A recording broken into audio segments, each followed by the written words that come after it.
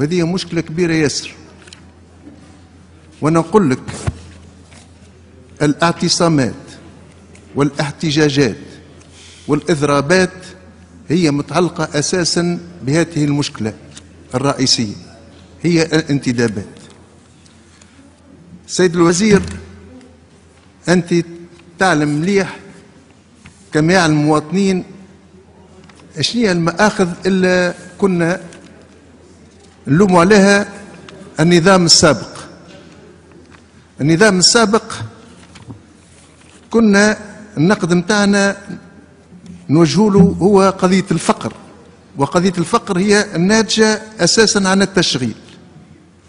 وفي النظام السابق التشغيل كان مرتبط بالانتماءات الحزبية، أي بالتجمع الدستوري الديمقراطي وبالانتماءات العائلية. وتقول عائلية معناتها كانوا الانتدابات هي أساسا ترجع إلى المسؤولين السياسيين. هذا هو اللي كان من أسباب الثورة. اليوم بكل صراحة بأن التشغيل في الحكومة الحالية قالوا تعرفش العلم، قالوا راني نزيد فيه.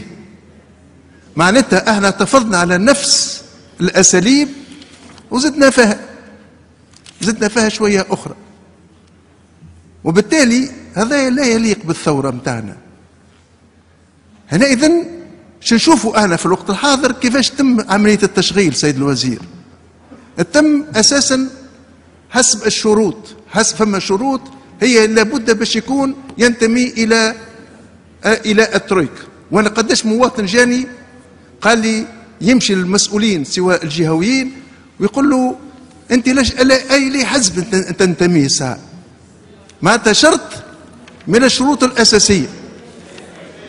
اثنين، لا خليني نعبر أن بعدها الديمقراطية تقتضي باش نحترموا بعضنا. أنا مش في موقفي، أنا مبلغ في صوت المواطنين. حينئذ فما شروط أنا مش حتى المواطنين، حتى المسؤولين على المستوى الجهوي والمحلي قالوا لي الملاحظات هذه، وأنا عندي أدلة واضحة. غير ما ندخلوا في الواحد مش الكلام بالعاطفة، نبعدوا باش نخدموا بلادنا، نبعدوا على العاطفة ونحطوا الأصابع متاعنا على الداء. هنا إذن فما شروط. أول باب الانتماء إلى ترويكا وخاصة إلى حزب النهضة.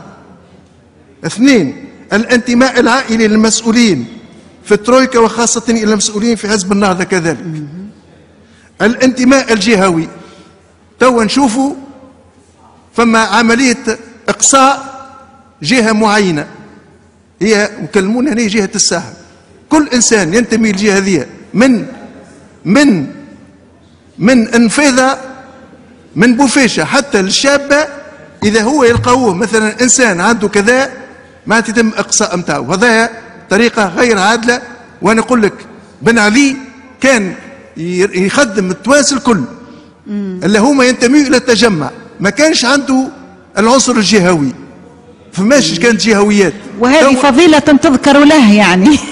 لا ما كانش هذه من فضائل سي صالح، ما تذكرنا بفضائل الدكتاتور. مش معقول. اسأل سؤالك. أنا مش هنا هذه ثالث مرة تذكرونا بمحاسن الدكتاتور إذا حنيتوا ليه. لكن نحن مرحبا بك. بدي أسألك أنا الرجاء. ما تقاطعنيش. لا عندي الحق بنوجب بالنظام الداخلي نقاطعك احتراما لهذا المجلس، احتراما لهذه الثورة.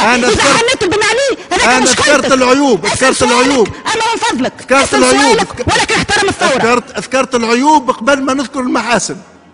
أنا ذكرت العيوب قبل ما أذكر المحاسن. ثم وقت قاعدين ننتدبوا في الواحد ما ناخذوش بين اعتبار المستوى الثقافي. شكرا الوقت انتهى. حينئذ أنا نطالبك باش تقول لنا شي الإجراءات المتخذة باش نشغلوا الشباب اعتمادا على الكفاءات، مش على اعتماد على الانتماء السياسي، مش انتماء على الانتماء الجهوي. شكرا سيد النائب، وقتك انتهى وخذيت الوقت نتاع السؤالين. 6 دقائق خذيت وقت السؤالين. تفضل سيد الوزير. اسمعني، انا فاهمك اكثر ما تفهمني انت يا شكرا سيد الكريم. عندك خذيت وقتك 6 دقائق. تفضل سيد الوزير. مازالوا دقيقتين بالمقابله. شكرا سيد الكريم. باهي، اذا تفضل تكلموا في الحق. لا يا سيدي مش حق. انا تنبكري قانون. لا يا سيدي، تمجيد الدكتاتور هو سب وتحدي يعني بطريقة يعني غمجوجة لهذه الثورة وشهداء الثورة. أنا أحترمك، ولكن أنا نقول لك كلمة الحق نقولها. أنا زادة اسأل سؤالك كما حبيت، أما تستغل سؤالك باش تقوم تمجد لي. لا انا ذكرت العيوب قبل. انا اقول لك لا. تفضل سيد الوزير. انا ذكرت العيوب قبل. تفضل سيد الوزير.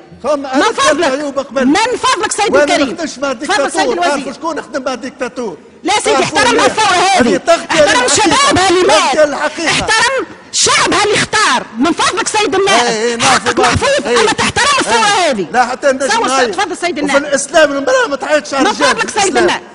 تعرفوا الاسلام. انضموا إلى صفحتنا، صفحة نسور تونس.